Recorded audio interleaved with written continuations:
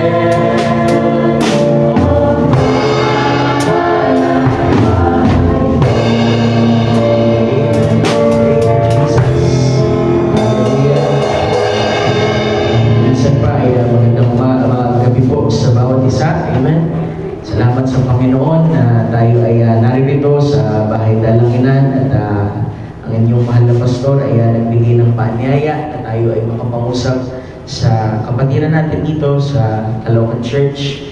At I believe na ang bawat isa ay walang ibang anumang rasong ipinunta kundi ang ating Panginoong Jesucristo, kanyang salita na sa ating pagbubuklod ay makatanggap tayo ng kalikasan.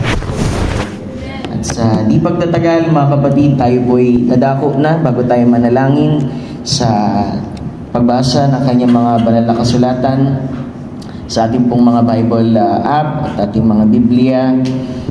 Amen. Doon tayo dadako sa aklat po ng Hebrews chapter 11 verse 6 sa English. Amen.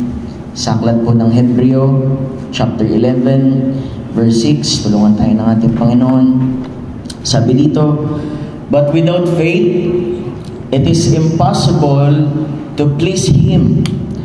For he that cometh to God must believe that He is, and that He is a rewarder of them that diligently seek Him." Sa Tagalog, "At kung walang pananampalataya ay hindi maaring maging kalugod-lugod sa Kanya, sapagkat ang lumalapit sa Diyos ay dapat sumampalatayang may Diyos, at Siya ay tagapagbigay ganti sa mga sa Kanya'y nagsisihanap." Sa pang scripture, book ng Matthew chapter 15. Book po ng Matthew chapter 15 verse 21. Umpisahan natin hanggang 28 bago tayo manalangin. Sabi dito, "Then Jesus went thence and departed into the coast of Tyre and Sidon, and behold, a woman of Canaan came out of the same coast and cried unto Him, saying, Have mercy on me, O Lord, thou son of David. My daughter is grievously vexed with the devil." 23, "But He answered her not a word.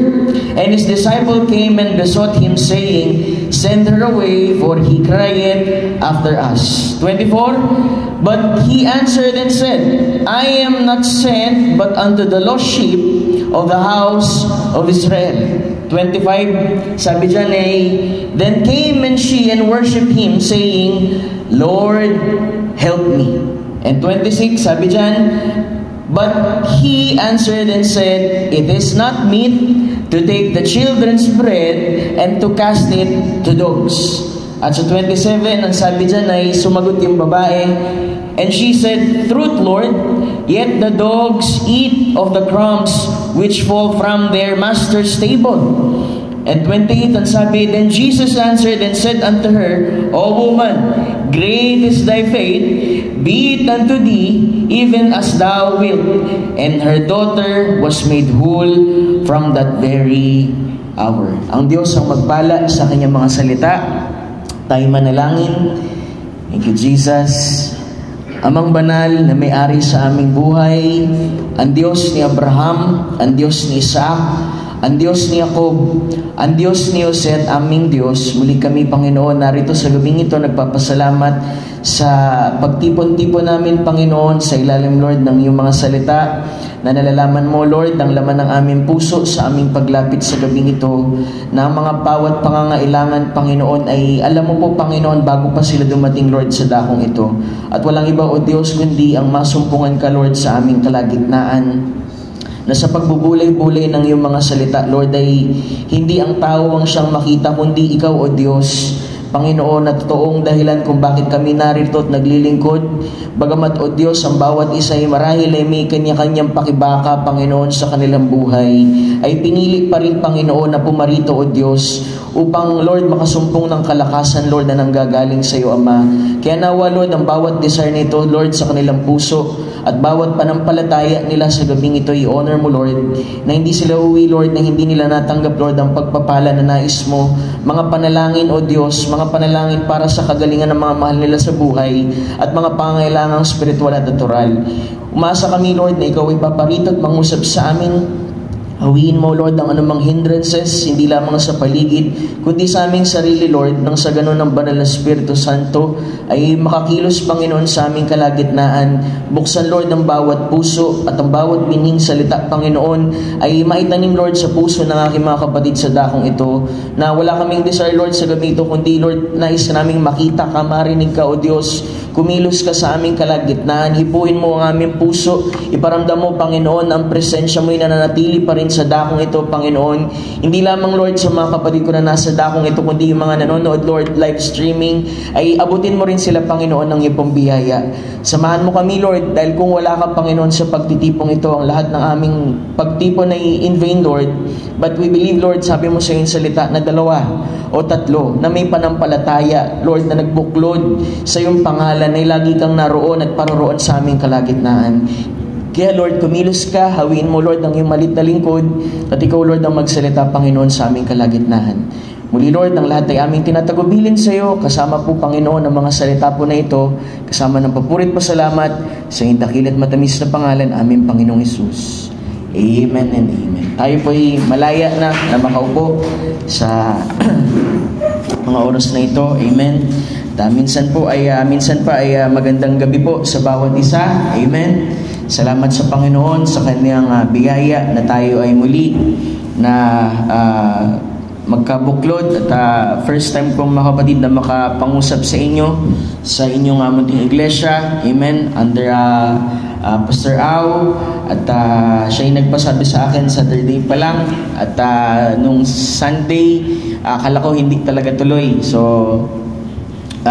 sabi ko, basta mag-ready pa rin ako, mga kapatid, dahil once na tayo ay nabibigyan ng pagkakataon na makapagbahagi sa ibang church, ay wala tayong ibang desire kundi magbigay ng kalakasan sa bawat isa, na lalo sa ating panahon, sabi nga kanina, ay paigpit ng paigpit ang bawat pakibaka ng lahat ng pinili ng ating Panginoon, kasi meron tinatawag na spiritual pressure. Amen. Bawat mananampalataya may kanya-kanyang pakikibaka sa ating Panginoon, may kanya-kanyang struggle. Gayunpaman, sabi nga ng mensahe, sa tuwing dumarating sa atin ang mga bagay na yan, sabi doon ay bayamong si Satanas ay gawin niyang paghadlang sa paglilingkod natin sa ating Panginoon. Ngunit ang ibabalik pa rin natin ay mataas na uri ng pagsamba sa ating Panginoon. Amen. Dahil inward struggle, yun yung pinakamahirap na i-deal sa lahat. Diba? Pinaka-greatest enemy nga natin, yung ating sarili. Sabi ng mensahe, diba? Inward struggle is the hardest thing to deal with. But the best way to fight back is to serve God. Lagi tayong babalik doon sa rason kung bakit tayo naririto. Dahil I believe, maliwanag sa atin bakit tayo pinalitaw sa mundong ito ay walang ibang layunin kundi maglingkod sa ating Panginoon. Amen. Glory to God. So babalik tayo sa pangungusap sa gabing ito patungkol sa pananampalataya. Amen. At nais kong pamagatan ang munting mensahe na ito na diligent faith approach. Amen. Diligent faith approach. Isang uri, mga kapatid, ng pag-approach sa ating Panginoon. Kung mababasa natin kanina, yung Hebrews chapter 11, sabi dyan ay, but without faith, it is impossible to please Him, for he that cometh to God must believe that He is, and that He is a rewarder of them that diligently seek Him. So hindi lamang basta humahanap, kundi diligently seek. Ibig sabihin ito ay isang marugdog, mga kapatid, sa Greek word. Ang ibig sabihin niya ay fodadzo. Ibig sabihin nagmamadali ka, make haste. Isang bagay, mga kapatid, na yung panampalataya natin ay hindi lamang isang bagay na binigkas natin. Kuminsan yung panampalataya, mga kapatid, ito'y nagkakaroon ng bisa, lalo na kung tayo ay binibigyan ng Diyos ng isang inspirasyon, dahil yung inspirasyon, mga kapatid, ay vindication, na yung nais mong mangyari o laman ng puso mo, mga kapatid, ay mag-manifest. Di ba lahat tayo may experiences na kung minsan ay nagsasalita tayo ng mga bagay out of inspiration, at mas marami ang pagkakataon na yung mga bagay na sinabi natin out of inspiration ay nagkakatotoo po.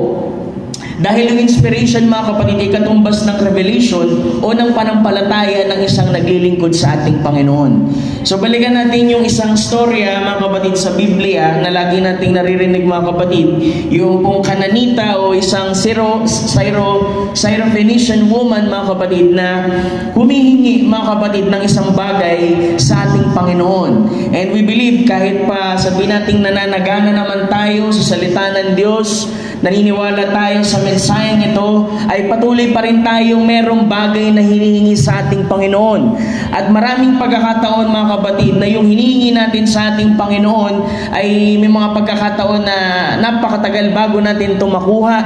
Meron din ang mga pagkakataon na mabilis natin itong makuha, at nais nating tingnan paano ba talaga ang paraan ng paglapit sa Diyos upang ang lahat ng ating mga pangailangan din naman ay matugunan ng ating Panginoon. Isang uri, mga kapatid, ng istorya sa Biblia na alam natin pag sinabing Biblia, Scripture, dapat lagi natin na ipuposisyon ang ating sarili doon sa salita. Dahil hindi rin naman tayo magkakaroon ng tamang panampalataya. Ang sabi, mga kapatid, sa message ng adoption, meron dalawang uri, mga kapatid, ng kaloob na hindi dapat nawawala sa pangangaral ng isang ministro. Ang sabi doon ay yung pangangaral at yung pagtuturo. Dahil ano bang kalagahan yan, Pastor? Yung pangangaral, mga kapatid, ay naglalagay doon sa believer sa ilalim ng kahatulan ng salita, at hindi doon natatapos. Kasi kung doon mo lang ilalagay ang believer, mga kapatid, may iwan siyang confused at condemn lang. Yung puso niya ay condemn lang, mga kapatid, dahil hindi niya alam ang kanyang gagawin. Kaya nga nagpapasalamat tayo, merong pagtuturo na ginagawa, mga kapatid, kaalinsabay ng pangangaral, nang sabi ang pagtuturo naman ang maglalagay doon sa mananampalataya sa tama niyang posisyon sa katawan ng ating Panginoon, nang sa ganun ay magampanan niya, mga kapatid, yung kanyang portion, mga kapatid, na dapat niyang gampanan. Dahil hindi tayo magkakaroon ng tamang panampalataya maliban na tayo ay may posisyon muna, mga kapatid. Kaya mapapansin natin sa istorya ng babaeng ito sa Biblia, basahin natin. Amen. Sabi doon sa Matthew, kanina yung binasa po natin, Matthew chapter 15, verse 21. So sabi dyan ay umalis doon si Jesus at lumigpit sa mga sakop ng Tiro at Sidon, bandang Gentile na yan, mga kapatid. At sabi doon sa 22, at narito ang isang babaeng Kananea na lumabas sa mga hangganang yaon at nagsisisigaw na nagsasabi, kahabagan mo ako, O Panginoon, ikaw na anak ni David. Ang aking anak na babae ay pinahihirapang lubha ng isang demonyo. So alam natin, mga kapatid, ang ministry ng ating Panginoon sa panahon na yan ay Son of Man ministry. So ang kanyang gampanin mga kapatid doon sa tatlong lupi na Son of Man Ministry, Son of God, tsaka Son of David, nandoon nakafocus ang ministry ng ating Panginoon sa Son of Man Ministry. Kaya kung mapapansin nyo mga kapatid, yung babae dito sa 22 ay tinawag niya ang ating Panginoon mga kapatid na Son of David. Alam naman natin mga kapatid, ang ating Panginoong Kristo ay mula dun sa root and offspring of David. Pero ang position ng ating Panginoon sa panahon na yan, maging ang kaloob ng Diyos sa ilalim ng Son of Man Ministry mga kapatid, ay sa panahon na ang kanyang pakikipagdilay para po dun sa mga Hudyo as a Son of Man. Kaya mapapansin ninyo, nung tinawag siya bilang Son of David mga kapatid, anong sabi dyan?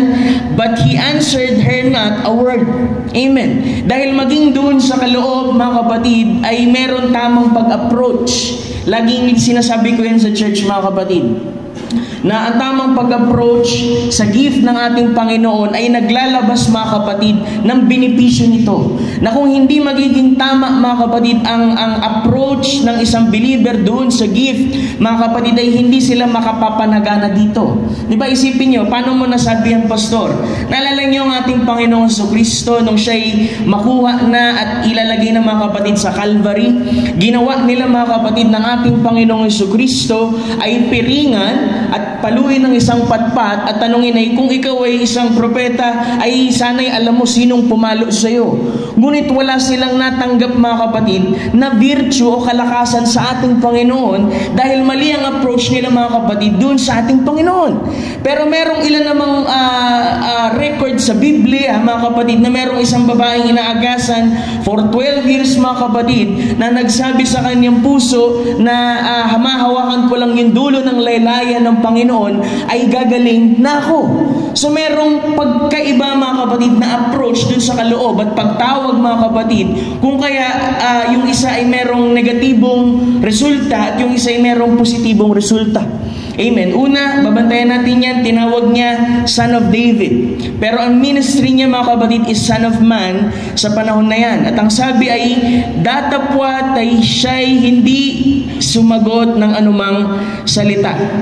At ang sabi ay sa 23, at nilapitan siya ng kanyang mga alagad at siya'y pinamanhanikan na nagsasabi, paalisin mo siya sapagkat nagsisigaw siya sa ating hulihan. Itong babaeng ito mga kapatid ay malaki ang kanyang pangangailangan sa ating Panginoon. At tatandaan natin, hindi pa panahon para sa ating Panginoon na bumaling sa mga Gentile.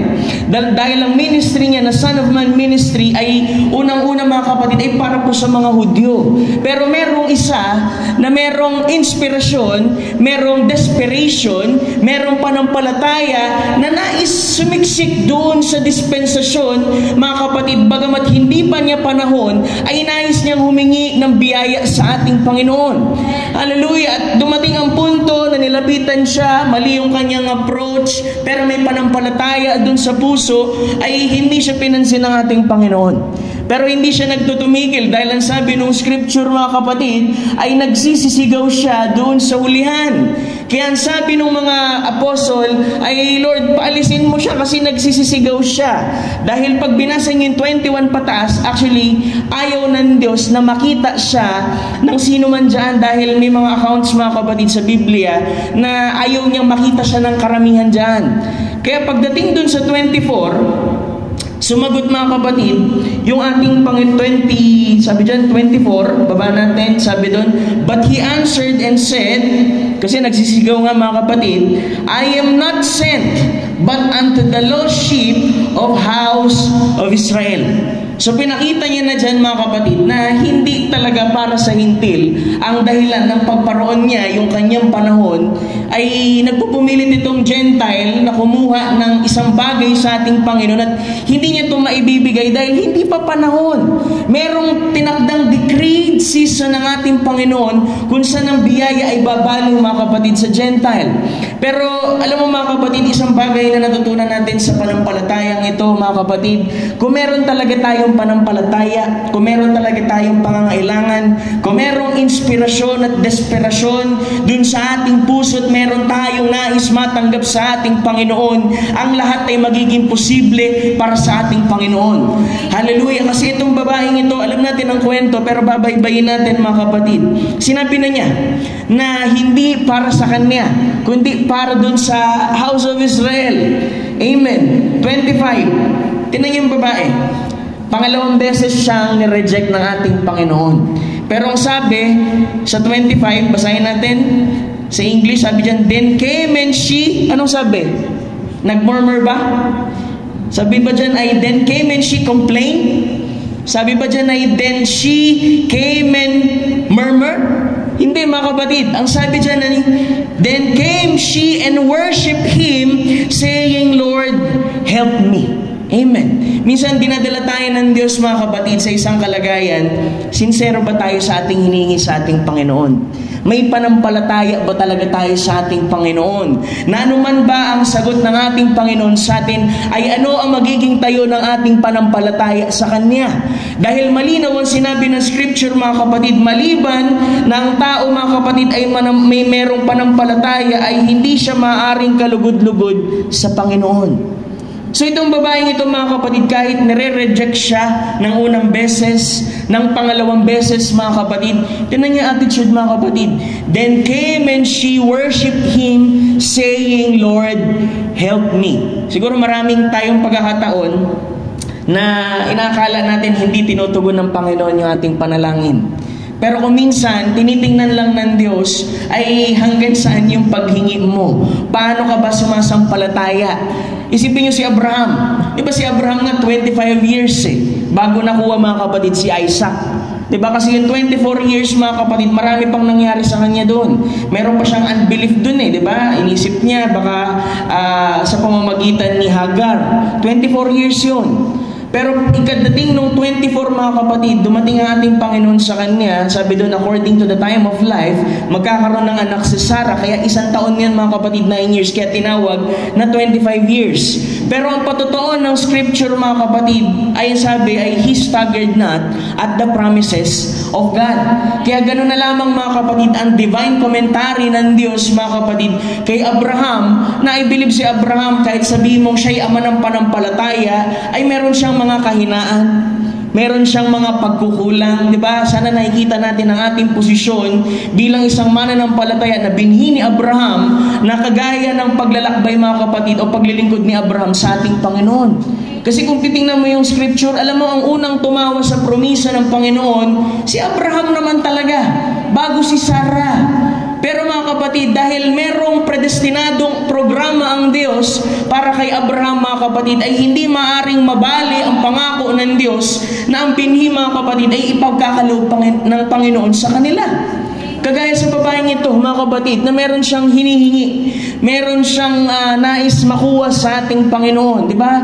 I believe ang bawat isa dito meron na siguro 1 dekada ng pinapanalangin sa ating Panginoon, at marahil ay wala pa yung bagay na yun. O kaya naman meron siyang pakikibaka sa panahon na ito, na kung tutusin ay sanay siguro titigil na siguro ako sa paglilingkod at lahat. Pero alam mo, sa puso mo merong humahawak dyan kung bakit ka nanatili sa isang gawain at sa isang iglesia mga kapatid, kasi meron niyang pananampalataya.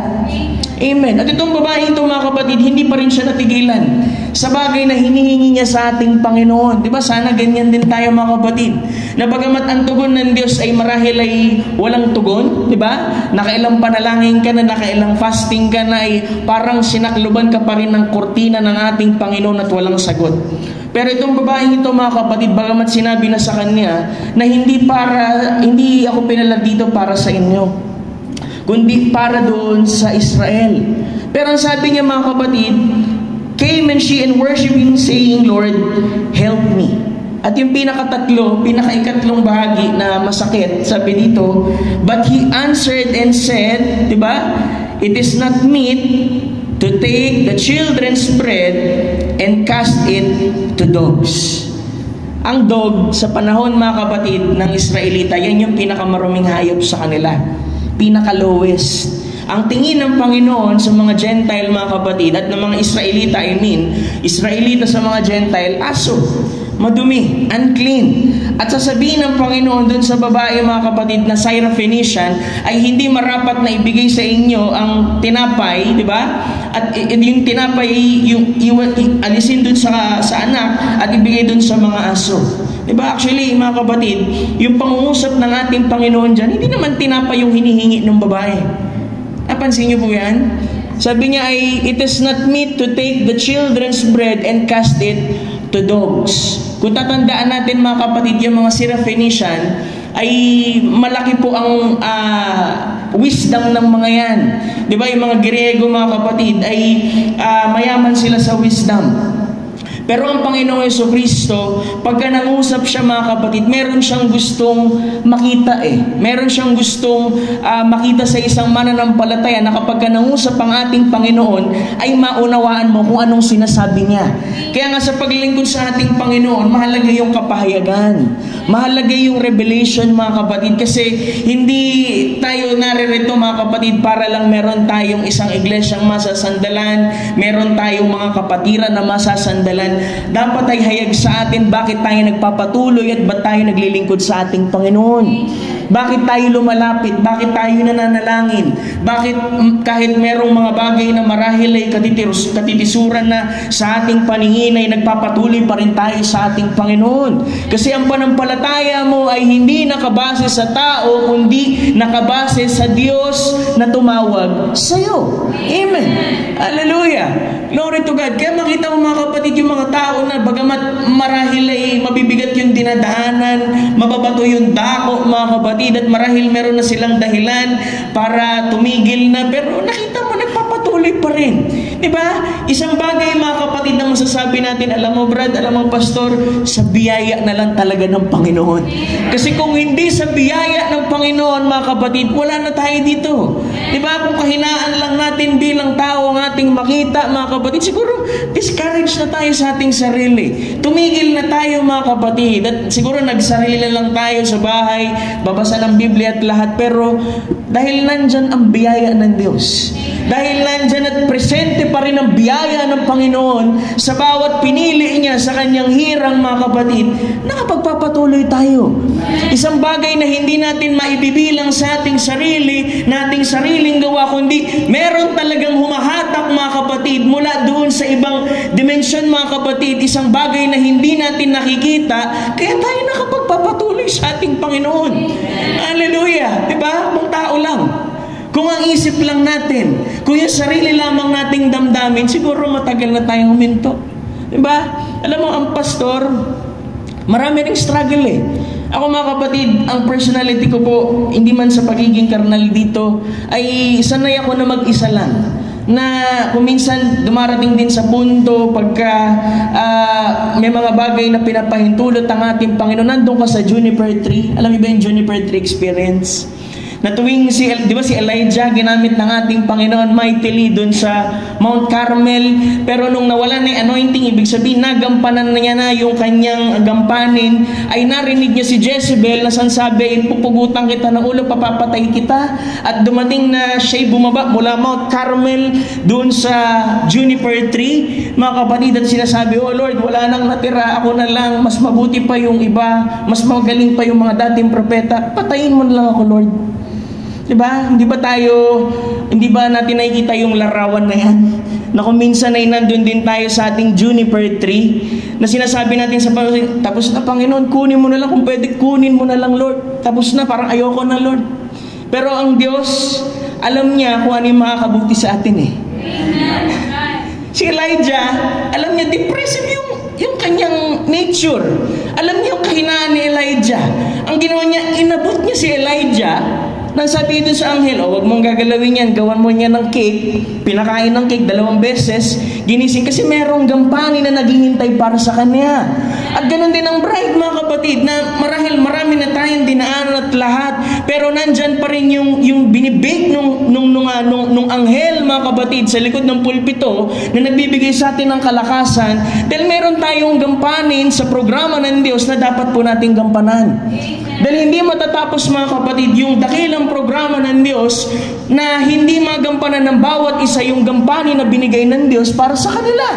Di ba sabi nga namin sa kung meron lamang na isa na hindi gumaganap dun sa programa ng Diyos na ibinigay sa kanya dun sa kabuuan, ay pinaparalisan niya ang buong programa ng Diyos. Kaya nga, sinisikap natin na magkaroon tayo ng pag-iisang pagbubuklod sa ating Panginoon ayon sa biyaya ng Diyos, ng Espiritu ng Diyos ay nandoon at ang bindikasyon, mga kapatid, nang sa ganun ang buong iglesia ay makasulong, mga kapatid, at magpatuloy sa gampaning ibinigay sa kanila. Amen. Hallelujah. Glory to God. Balikan natin itong babae ito. Sabi, hindi marapat na ibigay yung tinapay sa iyo na bilang isang aso. Di ba masakit yun? Pagka meron kang hinihiling sa tao tapos sobra na yung pagpakumbaba mo, sobra na yung paghingi mo ng isang bagay sa kanya, tapos sabihin sa iyo ay hindi marapat na ibigay sa yung tinapay, sa yung gaya mo na isang aso, di ba? Masakit yun. Pagka meron kang hinihiling tapos parang hindi ibinigay sa iyo, tapos ininsulto ka pa. Kasi mga kapatid, yung ministry hindi para sa kanila eh. Hindi pa panahon. Pero merong pangangailangan. Diba, wag nawa isipin ng sino man dito, alam mo, hindi kasi ganun kalaki yung panampalataya ko, pastor, kaya siguro yung mga panalangin ko hindi pa tinutugon ng ating Panginoon. Wag nawa isipin. Dahil kung totoong may pangangailangan at may panampalataya at nandun tayo sa desperasyon, mga kapatid, ibibigayan ng Diyos. Amen. Hallelujah. At yung babae, mga kapatid, hindi siya natigilan doon, di ba? Ang sabi doon ay, sa 27, sabi niya ay, and she said, "Truth, Lord." Di ba? Minsan kahit gano kasakit ang salita. Kasi ang season ng salita, mga kapatid, di ba? Sabi, ang salita ng Diyos ay inspirado. Ito'y ginagamit sa pagtuturo, pagsansala, pagsaway, at para sa instruction, para dun sa tao ay maging ganap siya. Pero sa panahon na ito, mga kapatid, kinokorek siya ng Lord, mga kapatid, na hindi para sa kanila pa yung panahon at ibinabaling lang ng Diyos yung pagganap niya, mga kapatid, sa Israelita at hindi para pa sa Intil. Sabi dyan, "Truth, Lord, yet the dogs eat of the crumbs which fall from their master's table." Napaka-humble nung sagot ng babae na sabi niya, "Oh Lord, totoo, aso nga ako, pero tandaan mo, Panginoon, na maging," sabi doon, "ay sapagkat ang mga aso man ay nagsisikain ng mga mumo na nangalalaglag mula sa dulang ng kanilang Panginoon." Isipin nyo, hindi naman tinapay ang hinihingi. Alam natin, mga kapatid, ito ay parable. Pero nagawang sakyan ng babae, mga kapatid, yung isip ng Diyos at tugunin siya dun sa kanyang pangungusap, mga kapatid, at makuha yung pangangailangan niya sa ating Panginoon. Kaya mahalaga yung kapahayagan, mga kapatid, na makuha mo kung anong ibig sabihin ng Diyos at magawa mong ma-meet, mga kapatid, yung kanyang speaking terms at ibigay sa kanya yung pangako. Di ba sabi dyan ay nagulat ang ating Panginoon? Di ba maraming pagkakataon ng Panginoon nagugulat sa panampalataya ng mga hintil? Di ba nagugulat siya, wala pa akong nakitang panampalataya kagaya nito. Di ba? Nung minsan may remark ang ating Panginoon. Then ang sabi dyan, sa 28, mga kapatid, sabi niya, nang magkagayoy sumagot si Jesus at sinabi sa kanya, "O babae, malaki ang panampalataya mo. Mangyari sa iyo ayon sa ibig mo." At gumaling ang kanyang anak mula sa oras na yaon. Diba? Isang babae na bagamat ang Panginoon ay nangusap sa kanya na para bang, diba, insulto yun eh. Yung tawagin kang aso. Pero alam mo, mga kapatid, kung totoong may panampalataya sa ating Panginoon, kahit ano pa yung nasa harap natin, kung meron talaga tayong pangangailangan sa Diyos, ay kayang lumampas ng pangunawa mo at ang kapahayagan mo sa Diyos para makuha mo kung ano yung nais mo sa ating Panginoon. Dahil hindi biro yung kanyang hinihiling, mga kapatid. Hindi pa niya time. Pero meron kasing panampalataya, mga kapatid, kaya pinagkaloob sa kanya yung kanyang hinihiling. Diba? Kung minsan, kalakip din yan, yung pagtitiis. Diba? Yung pagtitiis kasi, mga kapatid, nagpo-produce yan, mga kapatid, ng karakter sa atin. Nagpo-produce yan ng humility sa buhay ng isang mananampalataya. Isipin nyo, kung ang pakikipag-deal ng ating Panginoon sa atin, isang panalangin lang binigay na sa iyo ng ating Panginoon, magkakaroon ka ba ng karakter doon? Malabo, mga kapatid. Kung minsan ay pinadadaan tayo, mga kapatid, sa mga mababatong dako nang sa ganun mamold yung ating karakter. Di ba? Sabi nga sa mensahe, mga kapatid, a character, mga kapatid, hindi yan isang regalo. Di ba? Character is not a gift. It is a victory. na kailangan talaga sa bawat trials, magpanagumpay ka.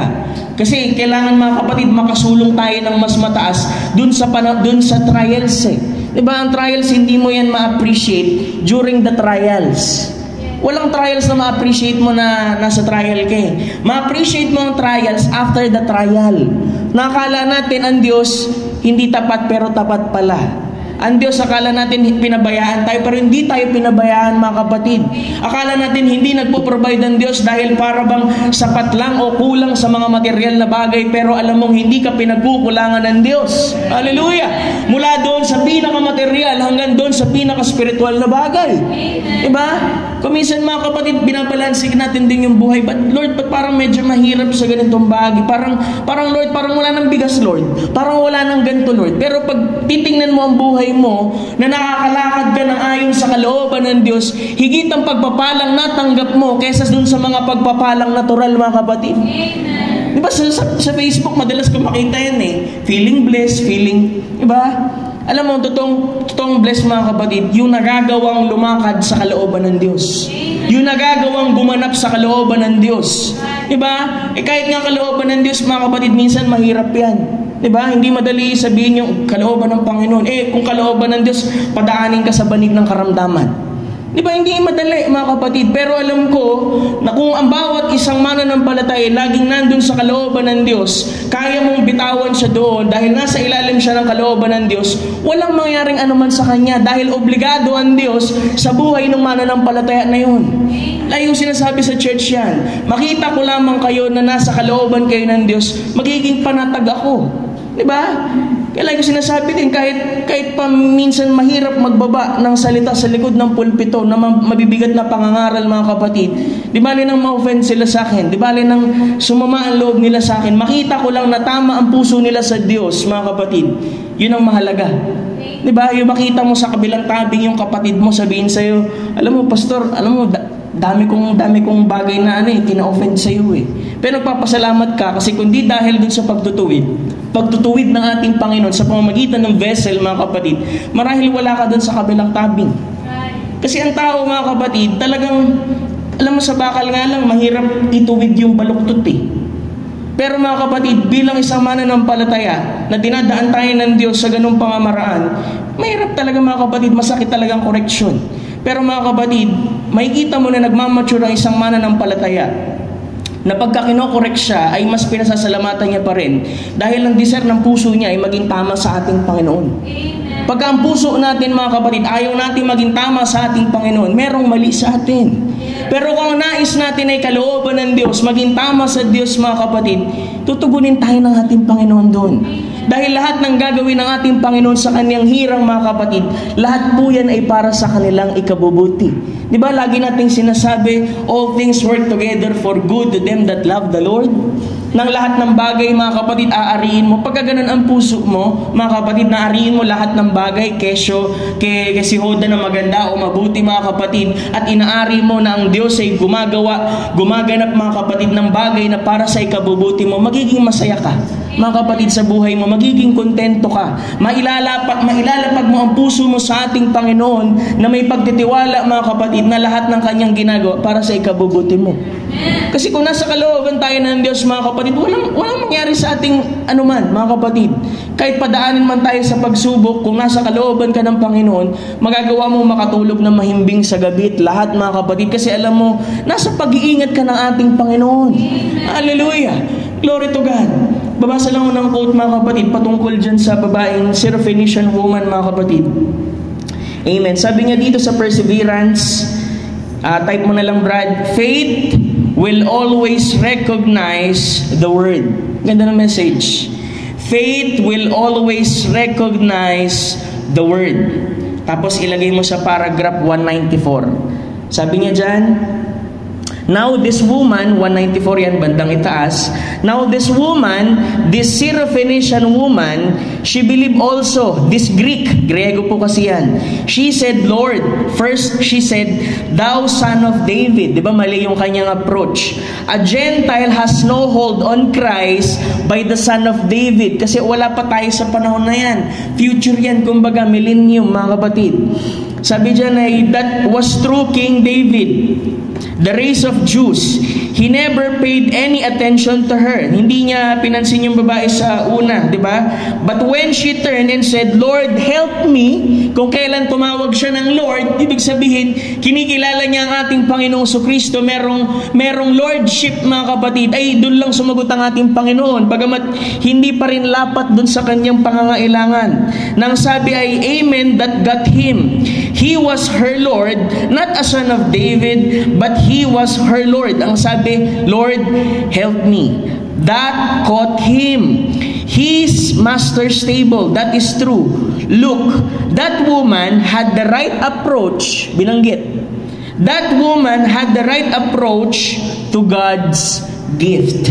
Diba, kahit sa church sinasabi ko yan, mga kapatid, kung tama yung ating pag-approach dun sa gift, mga kapatid, na nilagay dun sa church, mga kapatid, mananagana tayo dun sa kaloob.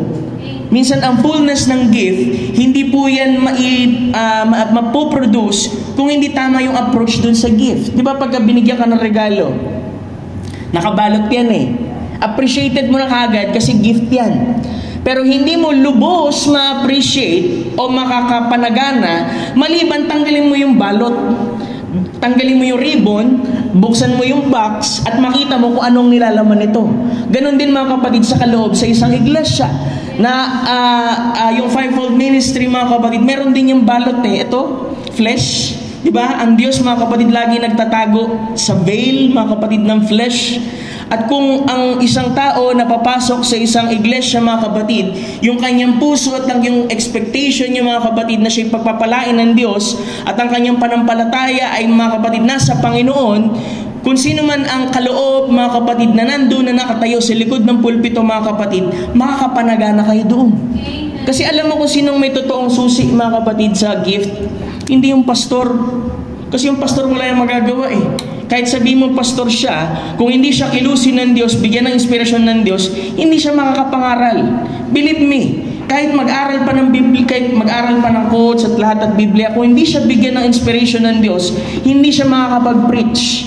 Pero kung merong panampalataya dyan, na humahatak, may positibong panampalataya, mga kapatid, na nag-aasam na ang Diyos ay mangusap sa ating kalagitnaan, hinahatak nito, mga kapatid, yung kaloob, tinatanggal yung balot, tinatanggal yung ribbon, binubuksan yung box, at lilitaw, mga kapatid, ang kaloob, walang iba kundi si Kristo na nasa ating kalagitnaan. Kasi yung fivefold, si Christ mismo yun eh. Mga kapatid, ginagamit lang, mga kapatid, yung vessel na mahina, puspos ng kahinaan, mga kapatid, pero ang Espiritu sa likod nito ay si Kristo pa din. Hallelujah! Kaya, mga kapatid, sabi doon, that woman had the right approach to God's gift. What did he say? He said, she approached it right. May tamang approach. Bagamat mali yung pagtawag, pero kasi hindi tumitigil yung babae dahil meron siyang panampalataya sa puso niya na hindi siya babalik, na hindi magaling yung anak niya. Mga kapatid, sabi, he disgraced her. He said, I'm not sent to you. Your dogs in your generation. Yung sinabi niya kanina, your races are nothing but dogs. I am not sent to you. Masakit yun eh.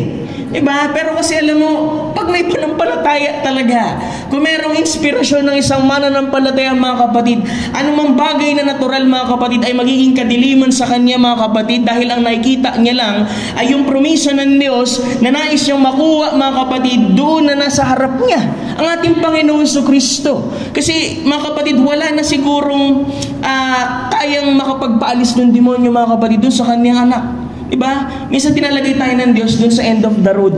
Yes. Minsan dinadala tayo sa banig ng karamdaman. Kasi pag nasa banig ka rin ng karamdaman, mga kapatid, nakaganyan ka na lang. Nakatingin ka na lang sa Panginoon. Wala ka ng option eh. Nang panampalataya at pag-asa mo, mga kapatid, sa Panginoon na lang. Tumutulo ang luha mo at sinasabi mo sa Diyos, mga kapatid, lahat ng pagkukulang mo at lahat, at humihingi ka ng habag sa ating Panginoon para sa isang kagalingan. Amen? Isang bagay na paghatak na sincero, nasa ilalim ng desperasyon, mga kapatid, at doon na ihipo ko minsan ang ating Panginoon. Amen. Hallelujah. At ang sabi dyan, mga kapatid, and she said, it's truth, Lord, there's the word. Yun ang salita. Amen. Stay with the word. Faith will always recognize the word. But the dogs eat the crumbs under the master's tables. That got him. Lord, help me.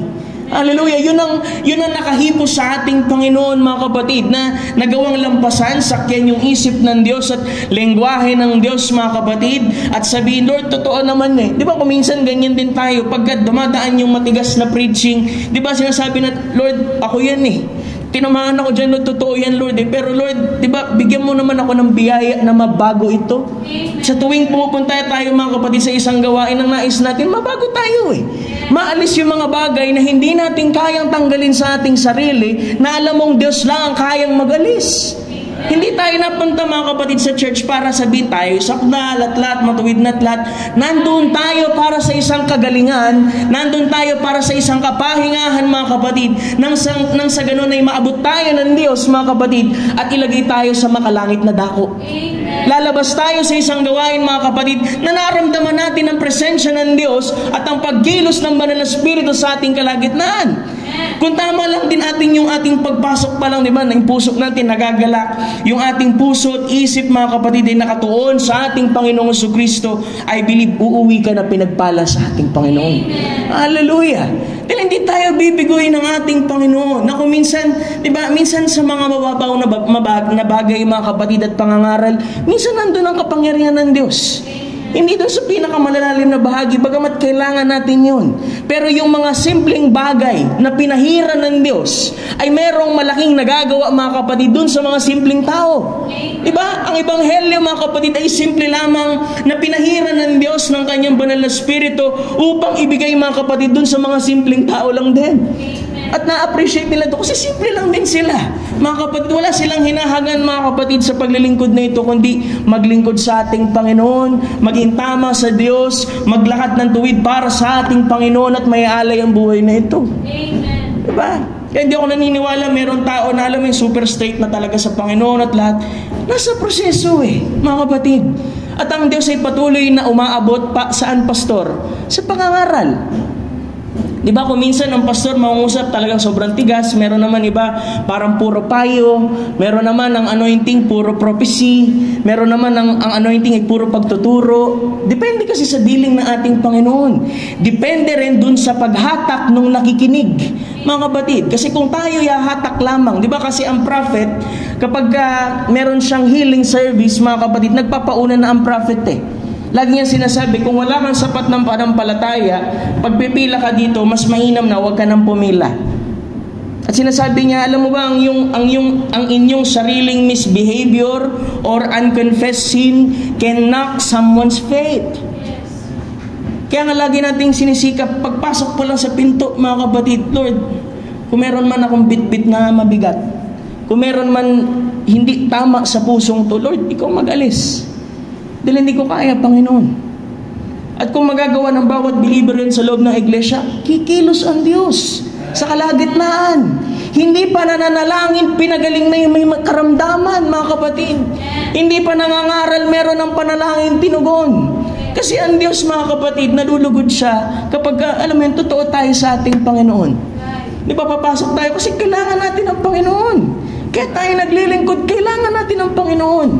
Hallelujah! Na lalong humihigpit sa mga pagkakataong ito, marahil may mga pagkakataon na titisod-tisod pa tayo, nadadapa pa tayo. Pero alam mo, ang kinaganda lang dun sa mga pinili ng Diyos, dun sa mga tinawag ng Diyos, bumabangon ka. Tumatayo ka pa din. Merong humahatak sa iyo para itayo ka at magpatuloy at sumulong ka pa rin sa paglilingkod sa ating Panginoon. Kaya anumang sirkumstansya, mga kapatid, magawa natin sabihin, mga kapatid, sumulong pa din tayo, di ba? Kasi ang Holy Ghost, isa lang ang message niyan. Pag tinype mo sa message, the Holy Ghost has one message: speak and move forward. Ano yung speak, pastor? Salitain mo yung salita ng ating Panginoon at umusad ka't hawakan mo bawat promisa ng Diyos. Di ba, Lord, pinangako mo? Di ba, Lord, sabi mo? Di mo alam mo yung mga bata, mga kapatid, pag pinangakuan mo yan, kasi ako nung bata po ako, mga kapatid, laging gusto ng magulang ko, matulog ako sa hapon Pero dahil nga hindi tayo natutulog sa hapon, kaya hindi tayo katangkaran, mga kapatid. Sasabihin sa'yo pag natulog ka, pupunta tayong Jollibee. Amen, Sunday. Okay, so matutulog ka, Monday, Tuesday, Wednesday, Thursday. Sabado pa lang, sinisingil mo na yung magulang mo. Di ba pa, ma, sabi mo, punta tayong Jollibee. Sabado pa lang, bukas yung linggo. Okay. Pag dumating yung linggo, mga kapatid, at hindi nila tinupad yung pangako, di ba yung bata malungkot? Kasi yung bata, mga kapatid, walang pagrarason dyan eh. Pag sinabi mo yung isang bagay, talagang hahawakan niyan, mga kapatid. Nang ating panampalataya, sabi ng Panginoong Kristo, maliban ang panampalataya ninyo ay gaya ng sa batang ito, di ba? Na pagka may binigay na pangako ang ating Panginoon sa atin, di ba Lord, sabi mo, kung meron mang karamdaman sa ating kanagat, di ba Lord, sabi mo, pinagaling mo na kami sa latay mo? Kung meron pinagkukulangan na isin, di ba Lord, sabi mo, ikaw ang provider, ikaw ang Jehovah Jireh, hallelujah. Lord, kasi nalulumbay, di ba't ikaw ang Diyos na tagapagbigay ng kagalakan, hallelujah. Kasi sa paglilingkod, unang-unang nawawala, mga kapatid, kagalakan sa paglilingkod. Yun yung unang nawawala. Hindi naman dahil nagkakasala ka eh. Diba? Ayoko ma-misinterpret niyo ako doon. Dahil ang tao magkakamali talaga, mistake. Pero yung pagtatago ng mistake o pagkakasala, yun ang nagpapalungkot sa believer. Doon nagkakaroon ng stronghold, mga kapatid, ang kaaway para i-bluff ka, para sabihin, huwag ka na magsimba, wala naman nangyari, hindi ka naman totoong believer. Diba? Pero kung ipapahayag mo yan sa ating Panginoon, ilalagay mo sa dugo ng ating Panginoon, mga kapatid, hindi na ikaw ang tinitingnan ng ating Panginoon, kundi yung hain na nandun sa harap mo. Hallelujah! Kaya nga sabi ng message, don't look at yourself. Look at the sacrifice. Dahil ang John nagsabi rin mismo, kung ang kanyang mga anak man ay magkasala, ay merong haing nakatayo para sa kanila. Hallelujah! Pero yung iba, dahil nga, hindi pahayag sa kanila, minsan dahil doon, tumitigil maglingkod. Diba? Nawawala yung kagalakan doon sa puso. Kaya, nagpapasalamat ako kay David. Kasi yung revelation ni David, nung mawala yung kagalakan sa kanya, sabi niya, diba, restore unto me the joy of my salvation. Hindi niya sinabing, restore unto me the salvation. Yung kagalakan lang kasi nawawala. Diba, anong payo ng prophet dyan? Para daw kasi yan yung puso natin, nagkaroon ng tagas o butas, yung pag-ibig at yung kagalakan sa paglilingkod sa Diyos, umaagas din.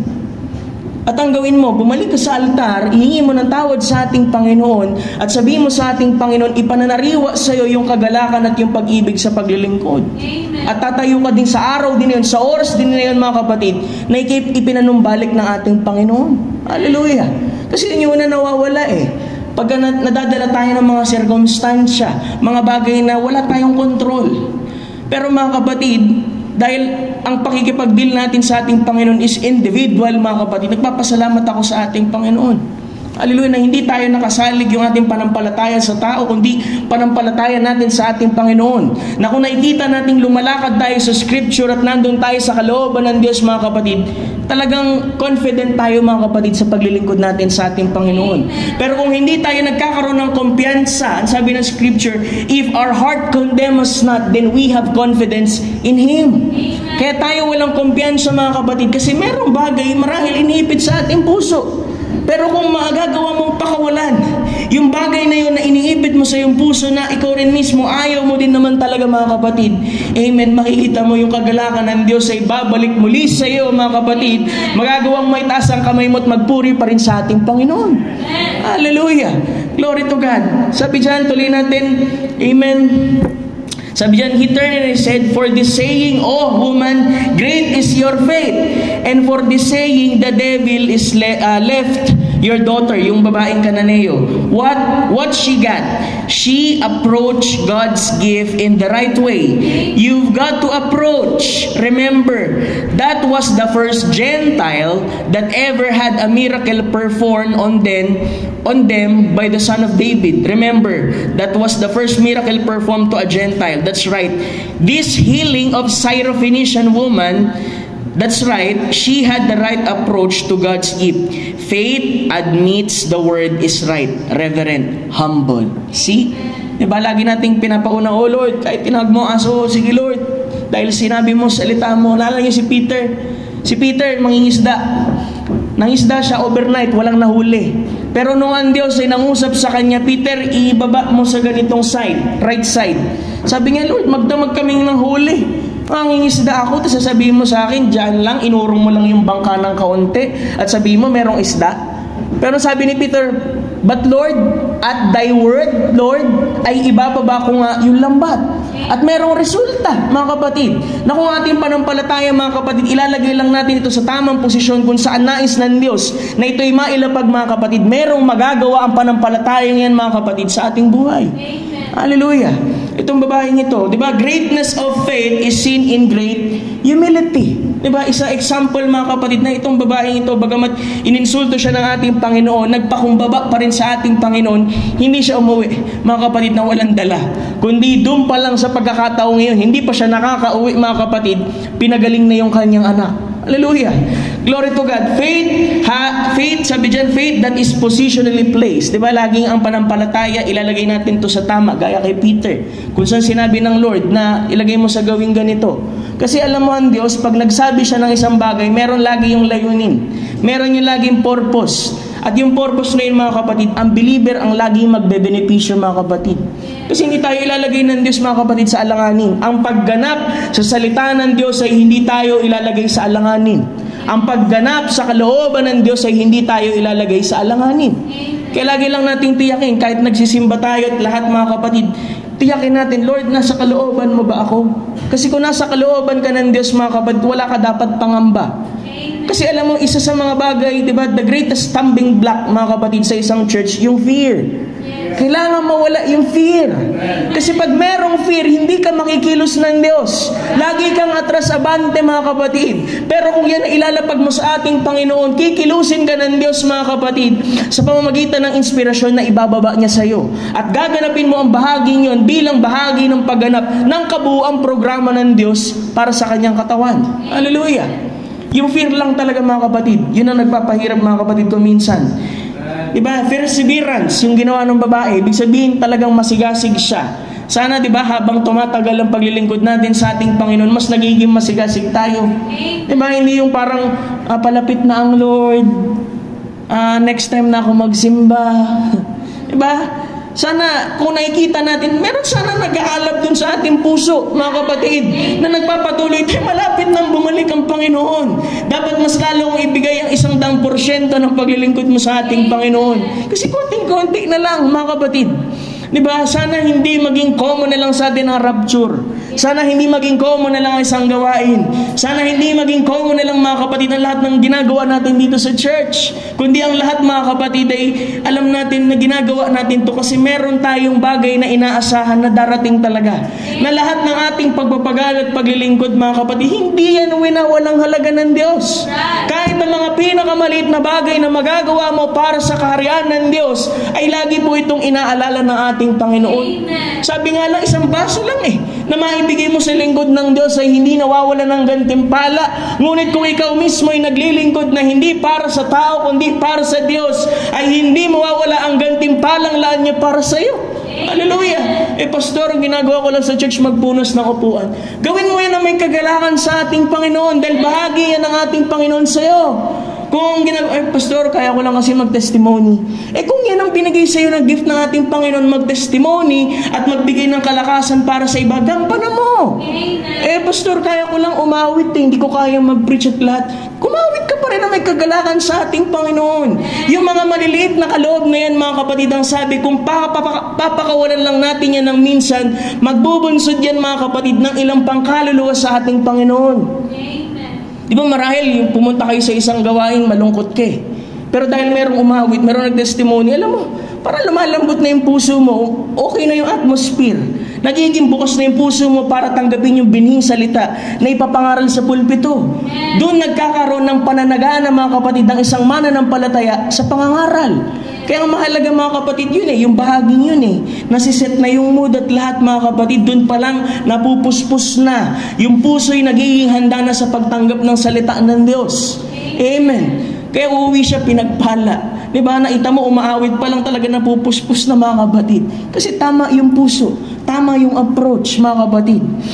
Diba? Yung patience. Yung patience ng babae, Kananeo, mga kapatid, kay Canaanite, iba.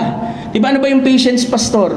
Pastor, kaya ko maghintay sa kapatiran kahit 3 oras. Hindi yun yung patience, mga kapatid. Paano kung yung patience mo, habang naghihintay ka, nagmumurmur ka? Dapat si brother, si sister, kanina, usapan namin ganito. Tapos nung dumating, sabi niya, Brad, kanina ka pa, hindi, kararating ko lang din. Di ba? Parang pinakita mo, mabait pa rin. Hindi mga kapatid. Ang patience, pagpapakita ng mabuting pag-uugali habang naghihintay sa pangako. Amen. Di ba? Sa Panginoon. Di ba? Minsan, aminado tayo dyan. Di ba? Nung una pa lang tayong tanggap sa Panginoon. Di ba, Lord, sana po ganito. Tapos parang wala pa rin. Parang di naman pinakikinggan ng Lord. Parang murmur. Pero mga kapatid, ang totoong patience, pagpapanatili na mabuting pag-uugali, spiritual na pag-uugali, hanggang sa makuha mo yung pangako. Amen. Hallelujah. Kaya kung minsan mga kapatid, dinadaan tayo ng Diyos sa trials, hanggang saan ba tayo? Di ba? 1 John, chapter 2. 1 John chapter 1 verse 2 to 4. Sabi dito, "My brethren, count it all joy when you fall into diverse temptation." Pastor, hindi ko masyadong maunawaan yan. Bakit temptation? Bakit maligayahan? Ibig sabihin, maliligayahan ba ako pagka natitempt ako? Hindi. Yung temptation dyan, mga kapatid, ang katumbas po na word talaga niyan, trial. Sabi dyan ay, mga kapatid, aralin ninyong buong kagalakan kung kayo'y nangahuhulog sa sari-saring tukso. Pero trials po yan, pagka kinuha niyo yung buong word. Yamang nalalaman na ang pagsubok sa inyong panampalataya ay gumagawa ng pagtitiis. Diba? Minsan hiniling natin patience. Lord, bigyan mo ko ng patience para dito sa kapatid na to. Pero mga kapatid, patadaanin tayo ng Diyos ang mga pagsubok, mga kapatid, sa ating panampalataya para magkaroon tayo ng patience. Sabi dyan, at inyong pabayaan, pagka meron ng patience, sabi dyan ay, at inyong pabayaan na ang pagtitiis ay magkaroon ng sakdal na gawa upang kayo'y maging sakdal at ganap na walang anumang kakulangan. Diba sa English, let patience have her perfect work, that ye may be perfect and entire, wanting nothing. Diba yung patience? Diba yung babae, yung patience siya sa ating Panginoon? Kasi may hinihiling eh. Hindi niya pinapansin yung masamang lengguwahe na lumabas, mga kapatid. Meron siyang hinihiling, mga kapatid. Kaya yung patience din, mga kapatid, diba wag mo sanang ikumpara, mga kapatid, yung panampalataya mo sa iba. Na yung iba, pagka nanalangin, parang ang bilis na tumugtumugon ng Panginoon na. Tapos yun sa'yo parang wala pa. May kapanahonan ng ating Panginoon sa bawat pagganap ng bawat pangangailangan, mga kapatid. Hindi naman porket pinagpala yung kapatid mo, ibinawas na sa yung pagpapala. May laan na pagpapala ang Panginoon sa iyo. Kailangan mo lang magpatuloy, umusad, ganapin mo kung ano yung pinagaganap ng Diyos sa iyo, mga kapatid, na bahagi po ng salita. Diba? Walang pinagkaiba yung panampalataya ng panalangin na tinugon agad dun sa panalangin na lumipas muna yung panahon bago tinugon ng Diyos. Diba? Kung depende sa bunga sa binhi. Isipin mo, magtanim ka ng butil ng munggo. Kinabukasan, meron na yun kung ang binhi na meron ka, mangga, ang tagal niyan bago magkatubo. Pero mga kapatid, isipin natin, sa anumang bagay na ginagawa natin sa ating Panginoon, meron at meron niyang bunga. Lalo't lalo na, mga kapatid, kung ating desire, lagi tayo nasa kalooban ng Diyos, mga kapatid, i-reward yan ng ating Panginoon. Sadyang kung minsan, minumol talaga ng Diyos yung karakter. Minsan di mo mapapansin yan pag nando ka sa trial. Pero pag natapos yung trial, may kita mo, okay, may purpose pala talaga ang Diyos. Sa lahat ng bagay, maging sa mga bagay na pinadadaan ng Diyos sa loob ng iglesia, mga kapatid, laging may layunin ng Diyos doon, mga kapatid. Hallelujah. Kaya isipin natin, mga kapatid, ang Diyos ay mabuti, mga kapatid. Wala tayong maibibilang sa Kanya, mga kapatid, na hindi matuwid Kaya lagi sinasabi ng Lord mapalad yung taong hindi natitisod sa akin, di ba? Blessed is he that is not offended in me. Kasi marami tayo pwedeng isipin ba't tayo pinadaan ng Lord sa ganito? Si John the Baptist, siya pa nagpakilala sa ating Panginoon. Pero nung nandun na siya sa kulungan at lahat, sinabi niya doon sa disciple niya, pumunta kayo kay Christ at sabihin niyo, siya ba talaga yung Kristo? Kaya nung pumunta, mga kapatid, yung disciple, mga kapatid, sa ating Panginoong Jesucristo, sabi niya, ikaw ba talaga yung Christ? Hindi sinagot diretso, mga kapatid, ng ating Panginoon sila. Pumaling ang Diyos, mga kapatid, sa karamihan at sabi, blessed is he that is not offended in me. Paano ka ma-offend sa word? Bahagi ka ng word, mga kapatid. Ito'y para, mga kapatid, sa isang pagganap sa salita, mga kapatid. Diba? Psalms chapter 145. Tingnan natin, mga kapatid. Psalms 145 verse 17. The Lord is righteous in all His ways and holy in all His works. Amen. So wala talaga tayong may bibilang, mga kapatid, sa ating Panginoon na hindi matuwid. Tsaka yung katapatan ng Panginoon sa ating buhay, mga kapatid, katapatan ng Diyos ay hindi nasusukat sa panahon, sa bilis ng pagtugon niya sa isang panalangin, o sa pagbabago man ng kasalukuyang kalagayan mo ngayon matapos kang sumampalataya o manalangin. Kasi dapat pagka sumampalataya ka mga kapatid, hindi pwedeng atras abante sa ating Panginoon. Dapat panatilihin mong hawak-hawak yan hanggang sa ibigay sa iyo ng Diyos yung pangako mga kapatid nalaan para sa iyo. Hallelujah. Naalala niyo mga kapatid yung testimony ng prophet regarding dun sa isang bulag? Sa brass serpent message niya, sabi doon ay pinalalangin niya itong isang Catholic na to, na lalaki, na isang newspaper boy, mga kapatid, pinalangin niya. Sabi niya, magaling ka na, pinagaling ka na ng ating Panginoon. Pero hindi pa rin siya nakakakita. Kaya bumalik siya dun sa pila, mga kapatid, pumunta pa rin sa prophet. Sabi niya, di ba sabi mo, pinagaling na ako ng Panginoon? Sabi niya, oo, pinagaling ka na ng Panginoon. Ba't hindi pa rin ako nakakakita? Sabi niya, di ba narinig mo nung bago kita ipag-pray, discernment yung tinutukoy niya, ito yung buhay mo dati, ito yung buhay mo ngayon, at nakita ko doon sa vision, pinagaling ka na ng ating Panginoon. Sabi niya, ba't di pa rin ako makakita? Sabi niya, Catholic ka, di ba? Sabi niya ganon. Oo, Catholic. Di ba sa inyo merong priest? Sabi niya, oo. Ganito gawin mo kasi pag sinasabi ng priest ninyo, ginagawa nyo eh. Sabi niya, oo. O sige, ganito gawin mo. Pagka tuwing pupunta ka sa isang gawain na sabihin mo, praise God, pinagaling na ako ng Panginoon. Tapos, yung lalaki, sinunod niya. Kaya nung meeting ng prophet mga kapatid dun sa auditorium ulit, bago mag-start yung gawain, itong lalaking ito na binilinan, laging sumisigaw, tumatayo. At sabi, extra, praise God, pinagaling na ako ng Panginoon. At siya naging katatawanan mga kapatid doon po sa service. At nilapitan na siya ng deacon, ng usher. At ang sabi, ito kasi nang gugulo dun sa gawain, mag-i-start pa lang. Pero sabi ng prophet, ay hindi, binilinan ko yan, kaya hayaan mo lang. So kinabukasan, gawain uli, ganun pa rin ang ginagawa niya. Kinakat niya yung karamihan, pinatatahimik niya, tumatayo siya, sinasabi niya, praise God, pinagaling na ako ng Panginoon. Ilang beses niya inulit yun mga kapatid. At tumagal pa nga ng 3 weeks. At sabi nung minsan daw ipupunta siya sa barbershop para magpagupit. At yung nagugupit sa kanya ay nakilala siya. Sabi niya, di ba ikaw yung umakyat doon sa divine healer doon? Nang sabi ay pinagaling ka na daw? Sabi niya, oo, pinagaling na ako ng Panginoon. At unti-unti mga kapatid ay nagkaroon ng liwanag dun sa kanyang mata at nakakita siya. At lumabas siya mga kapatid na nagpapasalamat sa Diyos, mga kapatid, sa kagalingan binigay sa kanya. Sometimes mga kapatid, hindi po instant, but you persevere, mga kapatid, hanggang sa ibigay sa iyo ng Diyos yung pangako, mga kapatid. Kasi ang Diyos mga kapatid, tagapagbigay siya ng gantimpala doon sa mga nagsisihanap sa Kanya. Hallelujah! Glory to God. At bago pa ako magtapos mga kapatid, isa pang scripture. Amen. Naalala niyo mga kapatid, sabi ko na kanina, yung woman with the blood issue, mga kapatid, na ang sabi ay sa Luke, hindi ako nagkamali, Luke chapter 8, verse 43. Sabi diyan, ang record ay merong isang babae na 12 taon nang inaagasan na ginugol sa mga manggagamot at lahat ng kanyang pagkabuhay at sino may walang nakapagpagaling sa kanya. 44, sabi ay lumapit sa kanya sa likuran, ating Panginoon, siya sa ating Panginoon, at hinipo ang laylayan ng kanyang damit at pagkadakay na ampat ang kanyang agas. Diba lagi natin naririnig to, woman with the blood issue.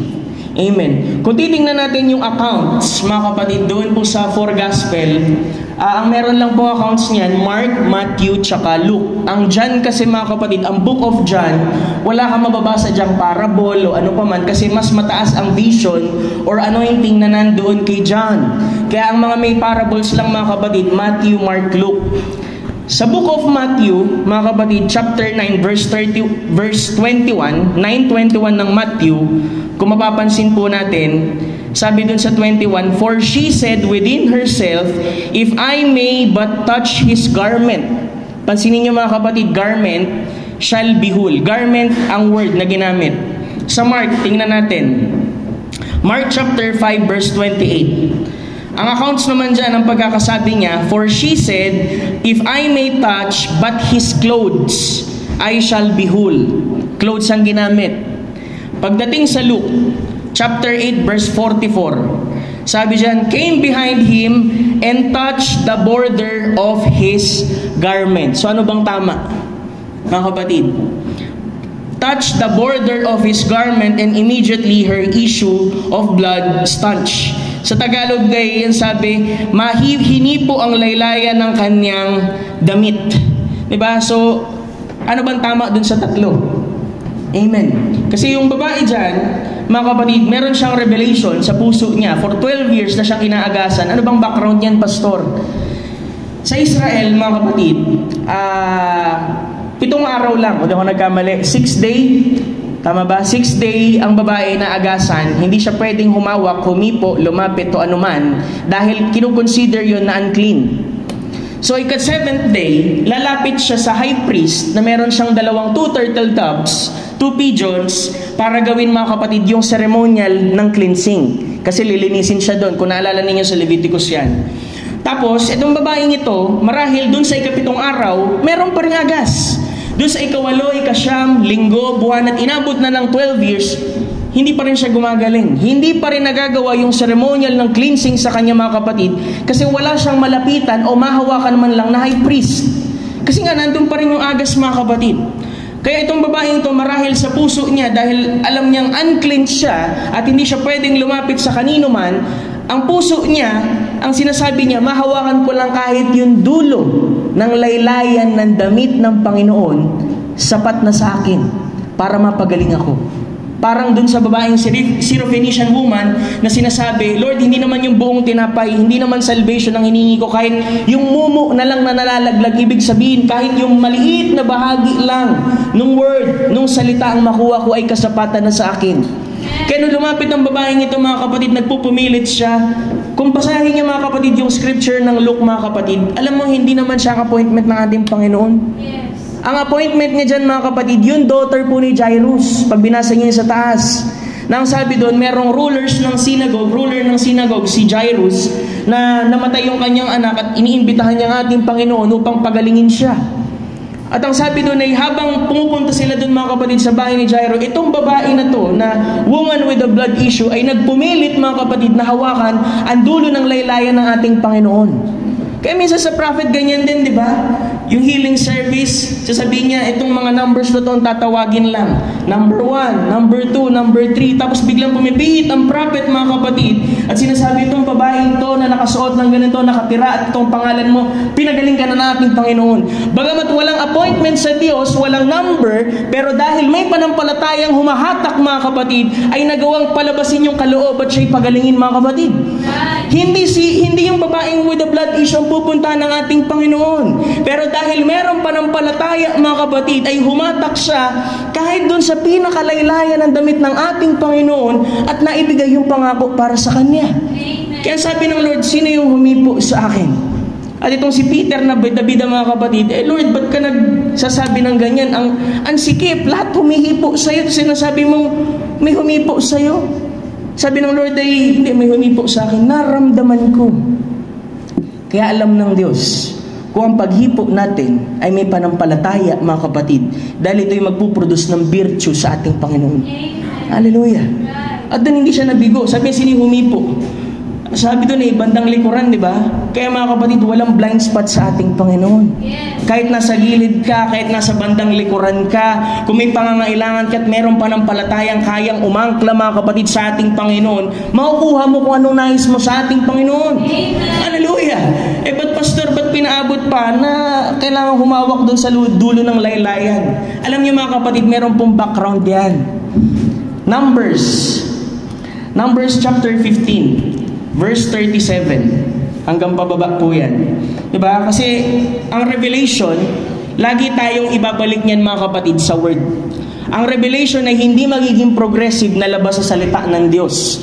Dahil, mga kapatid, lagi itong babalik sa salita. Sabi dyan, and the Lord spake unto Moses, saying, Speak unto the children of Israel, and bid them that they make them fringes in the borders of their garments, through their generation, that they may put upon the fringe of the borders of ribbon of blue. Yung pala yun.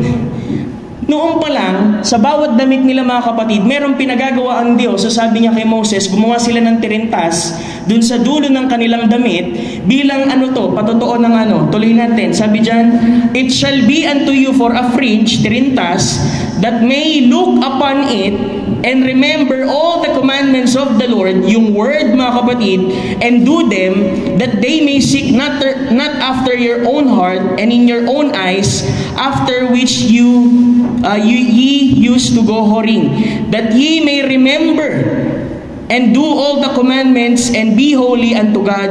I am the Lord your God, which brought out you of the land of Egypt to be your God. I am the Lord your God. Ibig sabihin, meron palang memorial yun. Yung bagay na ginawa ng babae. Ibig sabihin, at I believe, yung panampalatayang yun ay nagbigay sa kanya ng inspiration nang hawakan yung dulo ng laylayan, dahil yung mismong laylayan ay tinatawag mga kapatid na prayer tassel sa kanilang damit. Na pagka tiningnan nila ito, di ba't may pangako ang Diyos?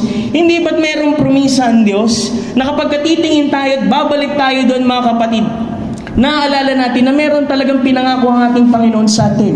At tama yung revelation ng babae mga kapatid, na hawakan yung dulo ng laylayan ng damit ng ating Panginoon, because Old Testament pa lang nagsabi, meron ng remembrance o memorial yung bahaging iyon. Hallelujah! Bagamat mga kapatid, hindi siya yung pupuntahan, bagamat hindi siya yung appointment, diba? Baka may inisip, hindi, baka kasi si Lord, ang favor niya, kasi ito, lagi nakakalakad to ng ayon sa kalooban ng Lord, kaya siguro malakas siya kay Lord. Minsan may ganyan mag-isip mga kapatid. Pero kung yung puso mo, diba? Kasi tayo mga kapatid, minsan nahiya tayong humiling pag meron tayong pagkukulang sa ating Panginoon. Pero huwag mo nang pagpabigatin ng iyong puso. Kung meron mang pagkukulang sa ating Panginoon o ano man, bitawan mo sa paanan ng ating Panginoon. At hilingin mo kung ano yung mga bagay na nais mong hilingin sa ating Panginoon. Bagamat hindi ikaw ang appointment, di ba, inisip mo, siguro yung mga hinawakan lang ng preacher sa ulo na humingi ng panalangin ng gagaling. Pero mga kapatid, kung may panampalataya dyan, kung merong panampalataya at nais mo merong mangyari sa buhay mo, sa paglilingkod mo sa ating Panginoon, may magagawa ang panampalatayang yan. Pastor, maliit lang yung panampalataya ko. Sabi, kahit nga kalit lang daw ng butil ng mustasa, ay meron itong magagawa sa Diyos. Basta genuine mga kapatid, walang pagdududa, walang doubt mga kapatid, ibibigay sa iyo ng ating Panginoon. Hallelujah. Isang testimony mga kapatid, meron din kaming trial sa church. Yung isa naming kapatid na babae, nagkaroon siya ng brain tumor mga kapatid dito, pamamaga. Dumating sa punto mga kapatid na nawala na siya ng paningin. Tapos hindi na siya makaalala. Hindi na siya makaalala sa kahit sino man mga kapatid. Nasa bahay kami ng isang kapatiran, pinag-pray namin, tapos pinuntahan namin sa ospital. Kasi nga, hirap, hindi rin makatulog maayos mga kapatid. Pero sabi ko, Lord, hindi ako ang may kaloob ng anuman, kundi yung authority ng salita mo. At pinag-pray ko mga kapatid yung kapatiran namin na yun. Kinabukasan mga kapatid, nakakita, bumalik yung memorya, nakalabas mga kapatid ng ospital. Merong magagawa ang Diyos mga kapatid, na kung tayo lamang ay magsisikap mga kapatid na, Lord, ito yung puso ko, itong lahat sa akin, pero sumasampalataya ako, meron at merong magagawa sa Diyos. Na ang paglapit natin ng panampalataya, sigurado natutugon ng ating Panginoon. Marahil mga kapatid, sa simpleng pagbabahagi po na ito mga kapatid, at maikling pagbabahagi, ay nakuha tayo ng kaunting bahagi sa ating Panginoon. At I believe, ang Diyos ang patuloy na maghimay ng mga salita na to sa inyong puso. Hallelujah. So, ito lamang mga kapatid ang mabahagi ko sa gabing ito, at tayo po itatayo, mananalangin lang bago kayo balik sa ating MC. Amen. Ang Diyos ang maluwalhati sa gabing ito, mapasalamatan, at sa munting bahagi na ito ay maging pagpapala sa atin. Himayin pa to ng ating Panginoon sa ating puso. At kung meron mga pangangailangan sa gabing ito, panalangin, nakikilala kayo ng Diyos. Walang blind spot sa ating Panginoon. Kahit nasa likuran ka pa, kahit nakatalikod ka pa, kahit para bang nahihiya ka sa ating Panginoon, kung ano ang pangangailangan mo sa gabing ito, tutugunin ng ating Panginoon. Tayo manalangin. Amang banal na may-ari sa aming buhay, Diyos na dakila, kami Panginoon muli nagpapasalamat sa iyo Panginoon, sa iyo mga salita na pinagkaloob mo sa amin. Bagamat ito ay nasa simpleng pamamaraan Panginoon, I believe Lord, ito po ay merong maliit na magagawa Panginoon sa aming kalagitnaan. Doon lamang Panginoon sa may mga puso Lord na patuloy na nagpapakumbaba sa iyo. Bagamat ito ay maliit Lord, ay hindi namin to Panginoon winawalang halaga, dahil ang lahat ng bagay nagsisimula sa maliit hanggang sa paggulang Panginoon, kung paano ng aming panampalataya pananampalataya ay nagsimula, Panginoon, bilang butil ng mustasa, ay naniniwala kaming patuloy itong gumugulang, O Diyos, upang maging sakdal, Panginoon, sa iyong harapan. We pray, Lord, na patuloy mo, Panginoon, na ingatan ng iyong mga anak, pagpalain ng bawat isa. Dinggin mo po ang mga panalangin nila, mga prayer requests, mga panalangin, Lord, para sa kanilang mga mahal sa buhay, mga pangangailangan sa mga natural at spiritual, Lord, maging sa mga kagalingan, Panginoon, na hinihiling, Lord, sa iyo sa gabing ito. We pray, Lord, sa pangalan ng aming Panginoong Jesucristo, ay pagkaloob mo po, Panginoon, ito sa kanila. May you honor their faith, Lord, na sila, Lord, ay patuloy na naglilingkod sa iyo, Panginoon, bagamat nagiging mahigpit, Panginoon, ang mga sirkumstansya, ay pinipili pa rin nila, Panginoon, na maglingkod po, Panginoon, sa iyo. Pagkat ikaw, Lord, ang naglagay ng panampalatayang yan sa kanilang puso, at patuloy mo, Lord, na hawakan ito, O Diyos, hanggang dun po sa pagpapalit po ng mga katawan. We pray, Lord, na sa mga oras ding ito, anuman, Lord, ang aming mga pagkukulang, anuman ang aming mga pagkakamali, anuman, Lord, ang kalumbayan sa puso ng bawat isa, dalangin ko po, Ama, na halisin mo po ito, O Diyos. Ito'y itago mo, Panginoon. Ito'y itapon mo, Lord, sa dagat po ng pagkalimot at ipagkaloob mo ang kagalakan at ang pag-ibig, Panginoon, ng paglilingkod, Panginoon, sa kanila. Patuloy mong pagdingasin, Lord, ng kanilang panampalataya at pakita mo, O Diyos, na ikaw ay totoo, Panginoon, namin pinaglilingkuran, na hindi nagbabago na siya ngayon at kahapon at magpakailanman, Panginoon. We pray, Lord, na ikaw, Panginoon, na patuloy na magpala, Lord, sa buong iglesia na ito, O Diyos, mga pangangailangan nilang personal, Panginoon, at maging pangangailangan ng iglesyang ito. May you bless them, Lord. Maging ang lingkod, Lord, na tumatayo sa pulpitong ito, Pastor Au, ay patuloy mo, O Diyos, na ingatan, gabayan, O Diyos, at ang pahid ng banal na Espiritu, Lord, ay ipagkaloob mo, Panginoon, sa Kanya. Tulungan mo ang bawat isa. Buklodin mo po, Panginoon, sa iyong biyaya at pag-ibig, Lord, nang sa ganoon ang bawat isa, Lord, sa bahagi ng iyong katawan ay makasulong, Lord, sa predestinado mo, Lord, na programa, Lord, sa bawat isa. Muli, Lord, ingatan mo ang bawat isa. Pagpalain mo sila, Lord, at sa iyo lang namin inaalay, Lord, ang lahat ng papurit pasasalamat sa iyo pong dakil at matamis na pangalan, Panginoong Jesus. Amen and amen. Glory to God. God bless you all. Amen.